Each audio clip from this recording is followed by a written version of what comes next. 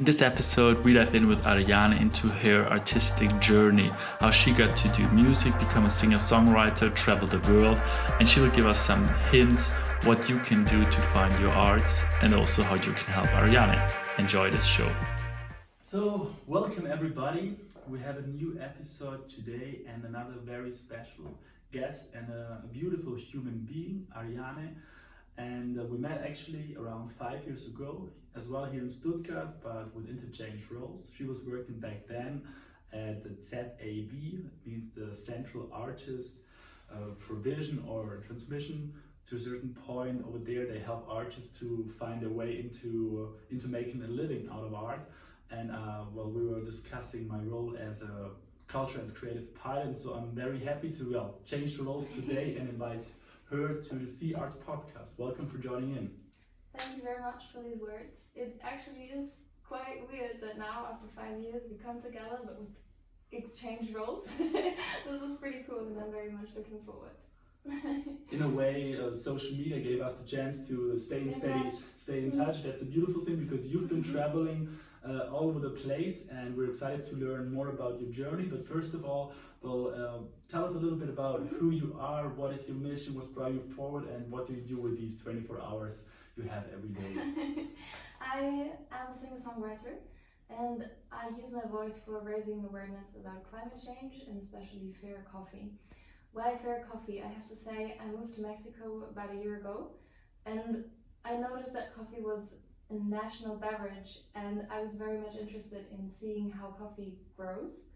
And once I saw a coffee plantation or a coffee plant, my life changed forever. And coffee has so much to do with climate change that I decided I will also set a special focus on the topic of coffee. So cool. So it's a mixture of being an artist, but as well being like an artistic activist in a way. And currently you found home in Mexico, but originally you're coming from which place?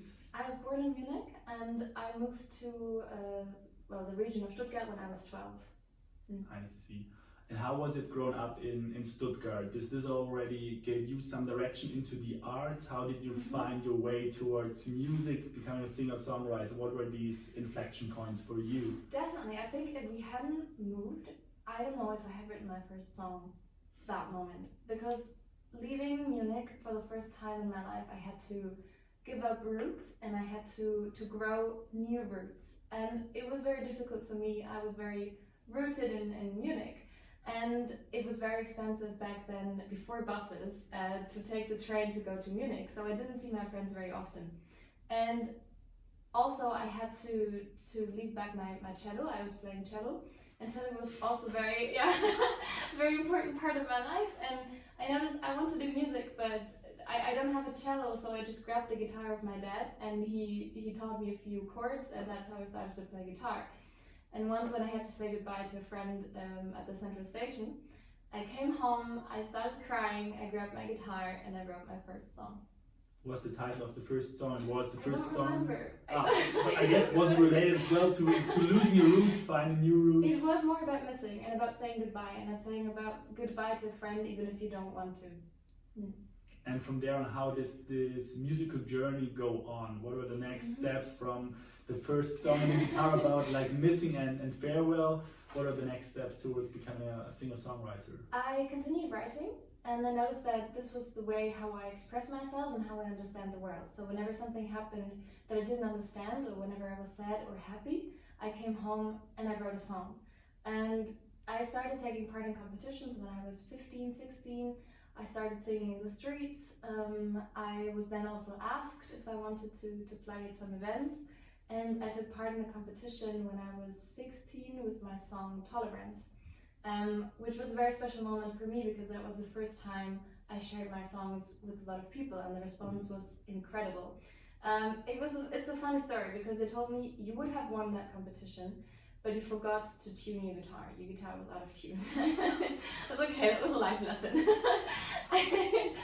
But there was a second prize, and that was the prize of the people's vote, and they voted for me. So that was very special, and wow, music is so powerful and reaching hearts and telling a story, and that's what I want to do.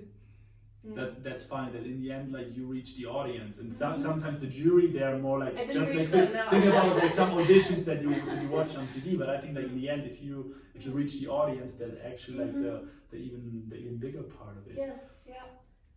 What are your creative routines when you get up in the morning, when you do like your evening routine? How do you integrate these creative parts? Because like in the short interview, you were discussing that sometimes all these digital tools, sometimes they take a lot of focus, and normally I understand being creative rather as a space. I can also be creative on my phone, but I would say it's rather like the sacred space when I'm in the airplane mode and the hula hoop or the juggling balls or playing with doing how do these creative routines work for you? I think I have a love-hate relationship with my phone, because sometimes it's just a distraction, and sometimes I'm walking on the street, I'm thinking about a melody, and I just grab my phone and I record it so I don't lose it. So sometimes it helps me to be creative, and sometimes it just distracts me. But I try to use it as little as possible, because I know that not being distracted helps me to focus and to keep my thoughts for myself and to create. So also when I wake up, I try not to look at my phone for the first half hour, because I think you're so vulnerable when you wake up and then you just open social media and then you hear about wars and you hear about climate change, you hear all these things that already like put you in boxes and tell you what you can do and what you can. So I just try to wake up and write, or just gather my thoughts and think about the day that I want to live. But I write all the time and I sing all the time, so sometimes I just walk on the street and then a song comes to me. just let it happen, I guess. Yes, I think it's this, like just let it happen and be observative and know that there's art in everything, and you just have to feel it, and then it's there. You don't have to look for it, it finds you. And the topics of your song, you've been talking about tolerance. Where do you get the ideas? Where do you get the inspiration for these songs? There's this observative mind. Did you see things and kind of like reflective in an artistic way? But where like the points where you think that could be something where you want to raise your voice for? Yeah, I think if you're a singer-songwriter, then obviously you stand in front of the crowd and you get a lot of attention. So I try to convey a message, and sometimes I do write these songs about climate change, for example, Di Pachamama, or I write songs like Tolerance, where there's a strong message that I want to sing. But other times it's just a story that I find on the street, or maybe just a feeling that I have, love, friendship, and these feelings just find their place in a song. That's beautiful. Well, from your journey from Munich to Stuttgart, how did this journey go on? I've seen like on social media, you've been quite like a global traveler. Tell us a little bit about your milestones, your global exposure, and what does this do to your art? Well, I finished school here, and then I decided that I wanted to study abroad, so I moved to Scotland, to Aberdeen, and it was a 4 years course. So I also did an exchange semester in Dublin. So then I completed these 4 years, and I went back to Germany. But as I am German and Argentinian, I visited my family in Argentina. I also went to Mexico for the first time, and I noticed that there's a huge part inside me, which I call the Latin American part, which I haven't come to explore that much, and which I haven't been able to live as much. And I immediately felt at home in Mexico and also in Argentina, and it was a very creative part also, and it was hard for me to adjust or to come back and be as creative as I wanted to be. And then I decided that it's time to move to Mexico, it's time to take that step, and I don't regret it. So did you grow up learning Spanish as well? I think your dad is from Argentina, your mom is from Munich, or? Yeah, so I always grew up with the two cultures and speaking Spanish and also singing Latin American songs and also living a bit, like my dad is always late. I know it's such a cliche, but he's always late. So, and that is what I'm doing. Maybe like the Latin American part during my time in Mexico took over. Yeah, and it's so, like, the things I criticized about him, I'm doing them now. Like, he used to take me to ballet lessons, and I always arrived 15 minutes late because it started at 3:30, so he left the house at 3:30. And I was like, Dad, this doesn't work. But now I'm the same, and now when I have to be there at 4, I think I have to leave at 4. So it's living between cultures, but it's very enriching also because you always can see something from the inside and from the outside, and that's very cool because it's a mix. I mean, you learn from everything. So I remember this Ahorita culture. Ahorita means like I'm coming like in a little bit. When I was coming back during my from my social service in Mexico, and I started studying. And then while studying, they have this academic quarter, so like you can arrive 15 minutes later. So I kind of said, well, Ahorita culture is maybe the same. Yeah, they used to stress at university sharp. So 3 sharp is sitting there already. It should be there. And now in Mexico, where do you live? And well, what do you do in Mexico? I live in a city called Aguascalientes, which is in the center of Mexico. They actually say this very center of Mexico is in Aguascalientes. It's not quite there. It's about 40 kilometers more in the north, but almost. It's quite arid. It's 2,000 meters high. It has 1 to 1.5 million inhabitants, so it's actually quite a big city. For Mexicans, it's quite small, it's quite tiny, and it also feels very familiar because if you're in the city center, you always meet someone you know, and that's very cool. And the cool thing about moving and about not knowing anyone is that you get a new chance to define yourself.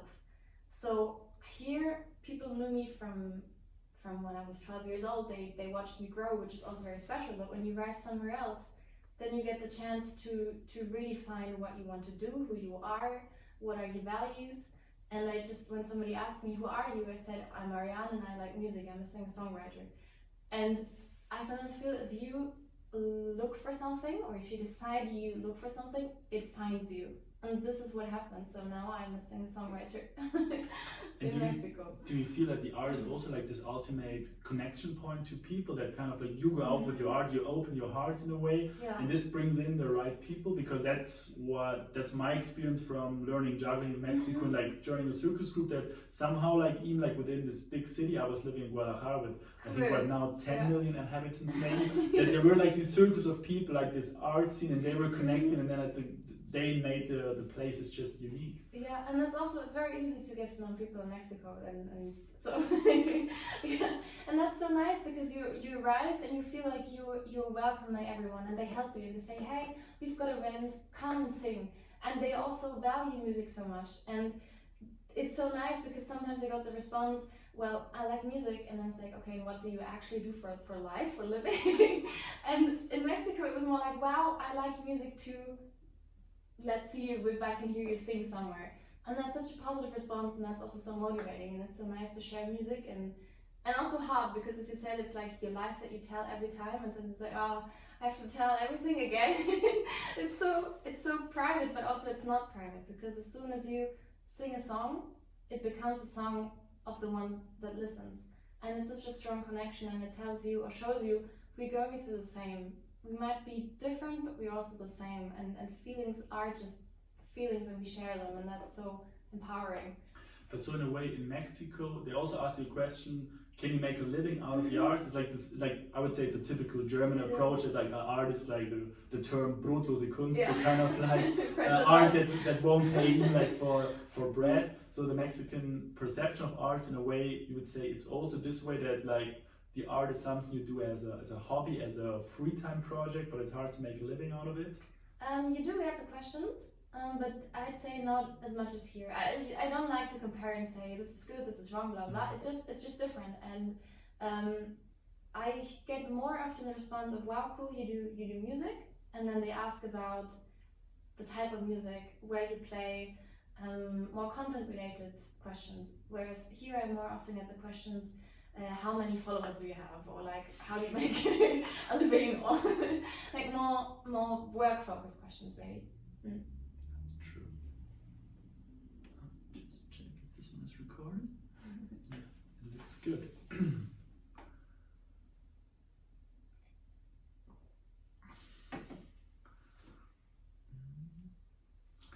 I think that's an important question for an artist as well, as you're traveling a lot. What means home for you?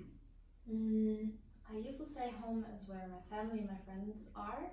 It still is, but it's also Germany, Argentina, and Mexico. And I think it's good like this, and it's nice to go somewhere where you feel at home, where you feel you belong. But I also have the feeling that I never fully belong. I'm never fully German, or when I'm in Argentina, I'm never fully Argentinian. In Mexico, I'm always the outside. But it's home, and it's belonging and not belonging, and that's okay. I mean, at the end of the day, it is the people also at those places that make you feel at home. Totally. Beautiful said. The sense of belonging, I think that's something so important in these days to find your place, but as well sometimes it's you have to co-create your place, or you have to rethink it. It's more people, not just like a physical location that gives you this feeling of arriving somewhere, and or nature also. Yeah, maybe the climate that you like, or also the landscape that you like, that makes you feel at home. As an artist, what is your vision? What do you want to do for the world? What do you want to do for your art? Is there something on your bucket list where you say that's somewhere where you would like to perform, or you would like to raise your voice and convey your message?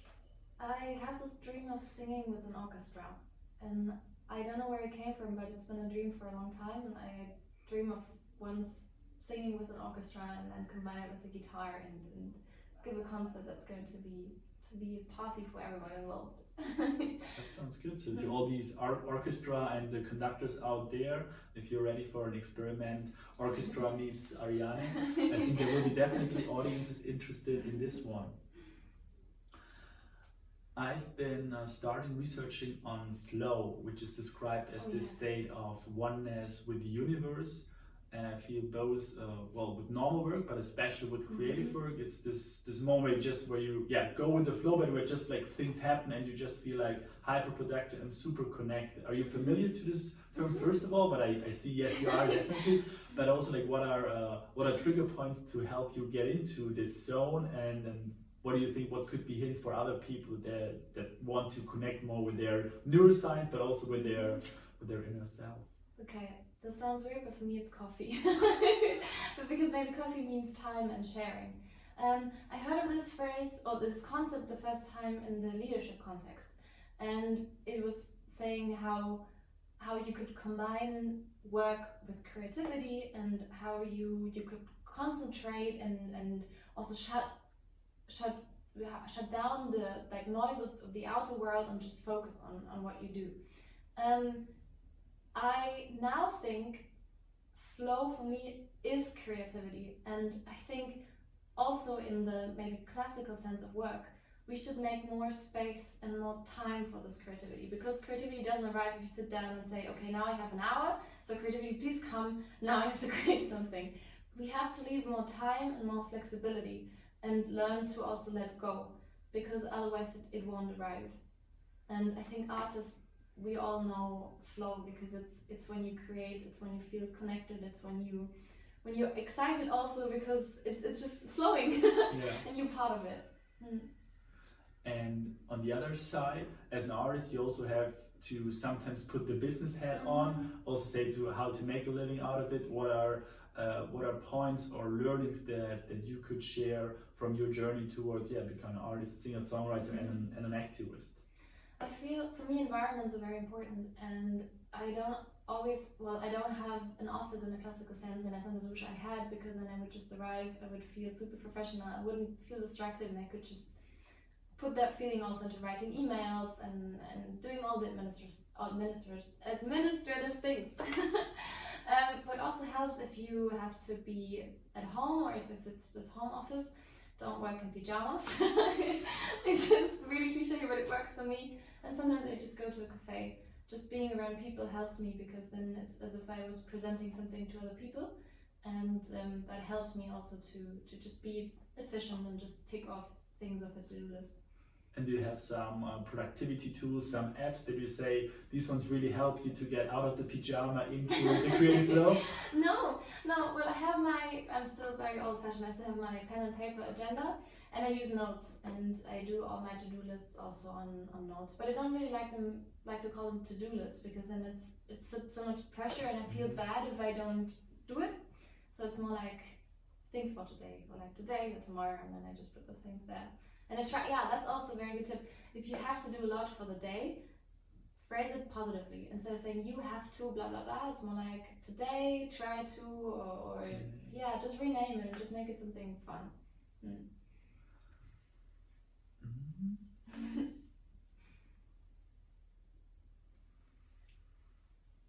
Do you see that all this new technology, digitalization, which is coming in, is rather enhancing your creativity, or sometimes is it taking part of the cake of creativity away because it also needs some focus? Both. I mean, for example, in the case of social media, it's perfect because you can share with no money your art. At the same time, it's a distraction. But it's also a very creative space, and it's a space for connection. Also, all the illustrations you see, all the art pages that you see, that's also great. So I think you just have to have your own filter. Talk about Instagram filters, your own filters. And yeah, just use it wisely because it is a space for connection, no matter where, like just the digital space. But yeah, don't lose touch with the non-digital space. The analog power, that's true. When you were talking on Friday at the concert in Welt Cafe, I remember one phrase that you normally sing in English and Spanish, but then you presented a song in German, and you said something like, you normally don't sing in German because some other people will understand it in a way, and so I was just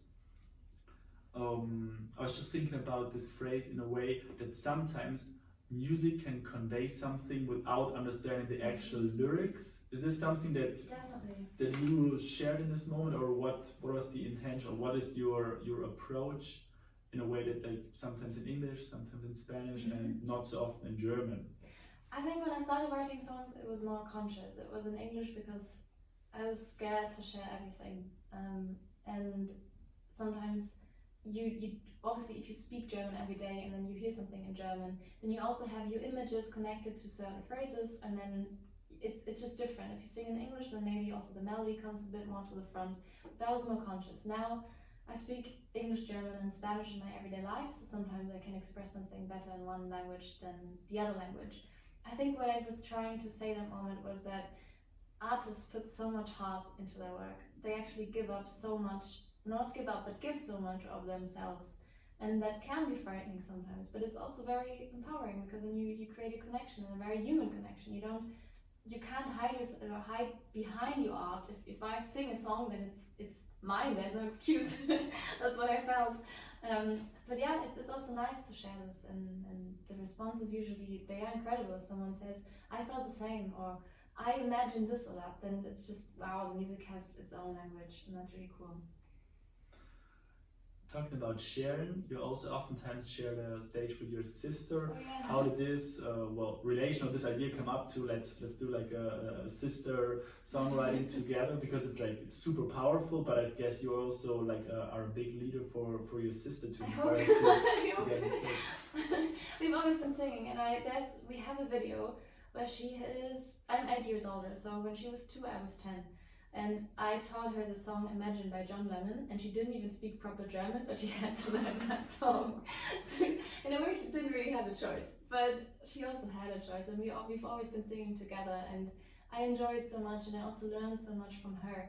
And I think, obviously, when she was very young, then I always shared the stage with her, but she also brought me back in a very powerful way to music, because I've done music, but I've also been very, very focused on my studies. And at some point, I lost this deep connection that I have with music, and she brought me back. So it's always a giving and getting, and that's very beautiful. Nice relationship. Yeah, that's true. Sometimes you lose touch with something, and then someone brings you back, and just like it's like something like eye-opening again. Yeah, it reminds you who you are. Constanze brought you back on this one.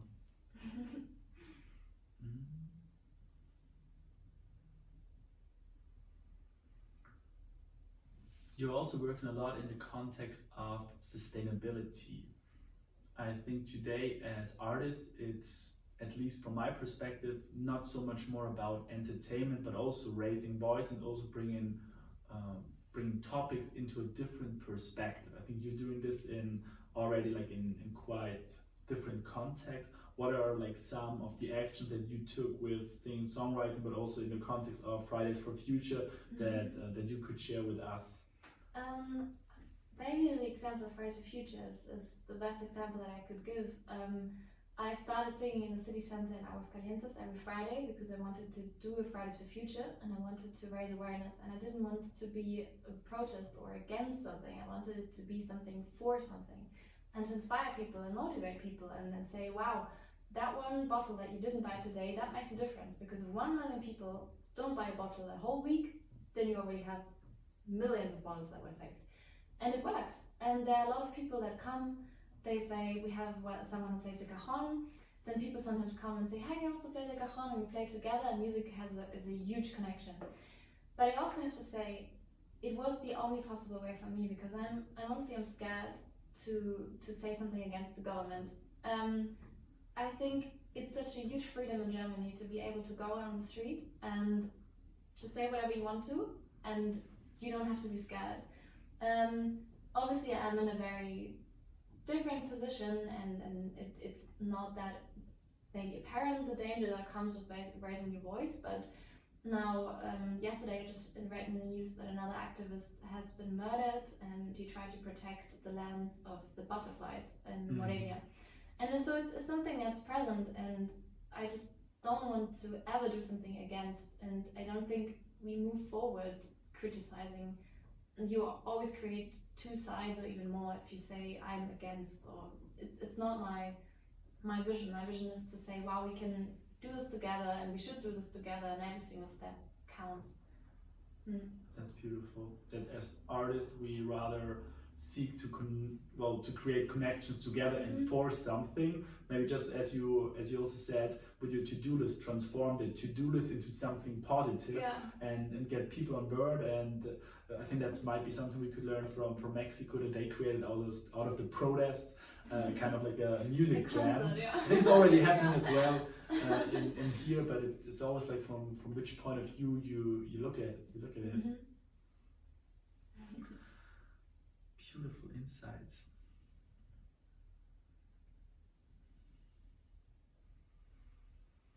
Well, the question from my wife from the Instagram story was, what was your best or your most intense moment on stage?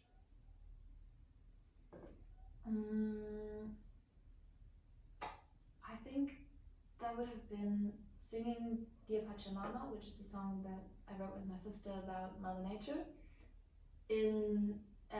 between coffee plants and palm trees. I know it's not really staged in a classical sense, but we've been in Uganda for a project that she has, for a music project, and we've been so far away from Mexico, from Argentina, from Germany. We've just been there, and we've sensed a deep connection, and we just sang that song for Mother Nature and between nature, and that was just wow. That was a moment I never forget. Do you have any hints for young artists that are also getting, be it painting, be it singing, be it playing an instrument, how to find their way, also convince their parents or get together with the right people to go for the arts? Is there any lessons learned that you shared on this journey? Yeah, I think you mentioned an important point, convince your parents. I mean, my parents have never been against it, but there's so many voices to tell you all your life, you can't do this, you shouldn't do this, arts is not something you can earn your money with, and you're not, or it's something like you studied, you shouldn't do arts, and there's so many stereotypes around arts, and this is so sad. And I think arts has proven so many times that it can be so much more and so important also, and if we don't have arts, what is left? Then I think it's just an important part of life. And if you feel that you're an artist, and if you feel this is what you have to do, because otherwise you just be lying to yourself, and you'd be lying to the entire world around you. Do arts. There is going to be a way. Share arts. Let go also, because I think art's something you can't really plan. You can't say, okay, now I'm doing this and then I'm arriving there. You just know you have to give your best.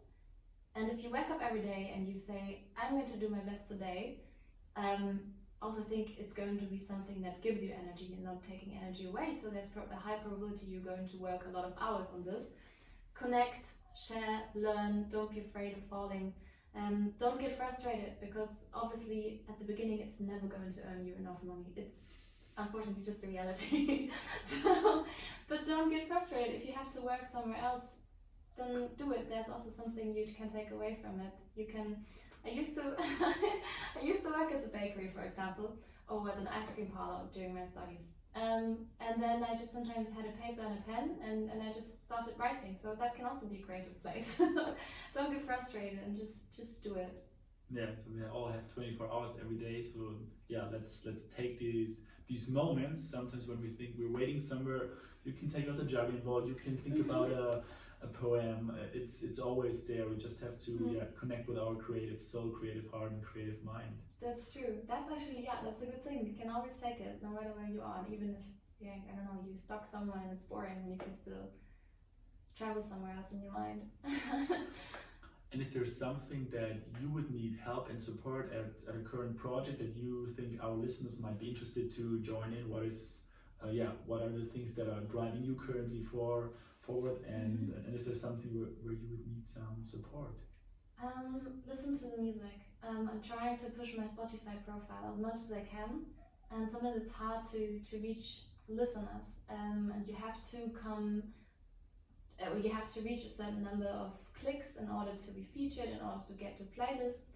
I'm now going to record an album, so it would be awesome if you just keep following me and then listen to the album. Share it if you like it. Obviously, I'm not forcing you to listen to it if you don't like it, but if you like it, listen to it, add it to your playlists. And also, if you know of an event or something, or maybe something that's related to sustainability, connect. That would be really cool. That sounds perfect. I think we're also going to have some music in a bit and maybe mingle together with juggling. So I guess, or I'm sure Ariane gave us a lot of beautiful insights from her artistic journey to stand up, raise your voice, and go for the arts. Thanks a lot for listening. Do you want to add something to our listeners? Well, thank you. First of all, thank you for listening to this. If you like the conversation, share it, because I think a podcast is always having access to someone else's mind. Maybe you wouldn't meet that person, but you did in that podcast. And there's such a huge power, I think, sometimes in just stories. And I encourage you to also share your story and share who you are with the world, because that's how you enrich the world. I can't add anything else. Thanks a lot, and we keep in touch. Das hat richtig Spaß gemacht. Sehr schön. Okay, machen wir ein bisschen Musik und ich schon ein bisschen dazu. Ja, super. Dann schauen wir, ob Elias auch nochmal joint. Ja. So, heute Big Premiere, Juggling and Music. Ich tue nämlich die ganze Zeit eher zu dir gucken.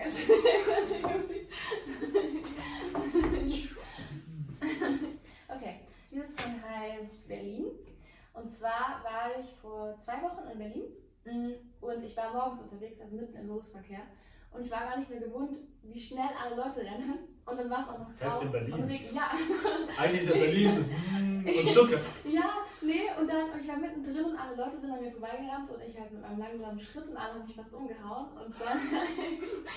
Mexikanische Leichtigkeit. So mehr so, alle in die Lieder Luft denken. geguckt, ja genau. Nee. Und dann habe ich mich in einen Café gesetzt und dann habe ich den Song geschrieben und er heißt Berlin. Okay, Berlin.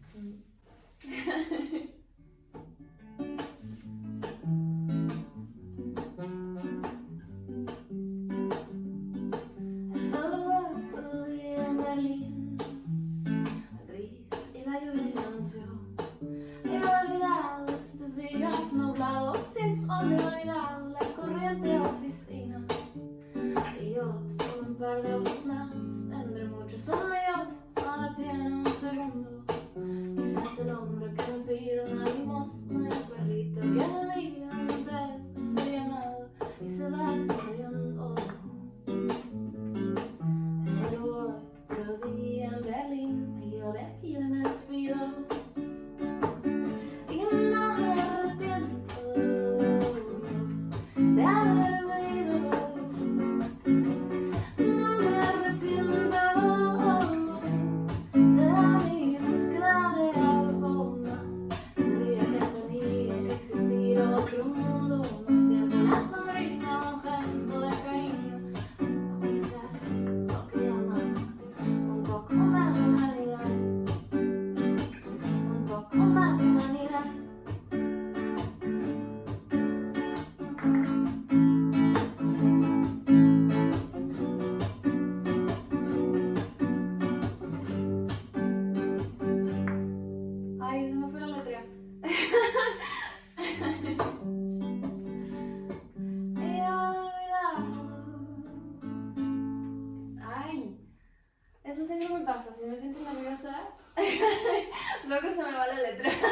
nada.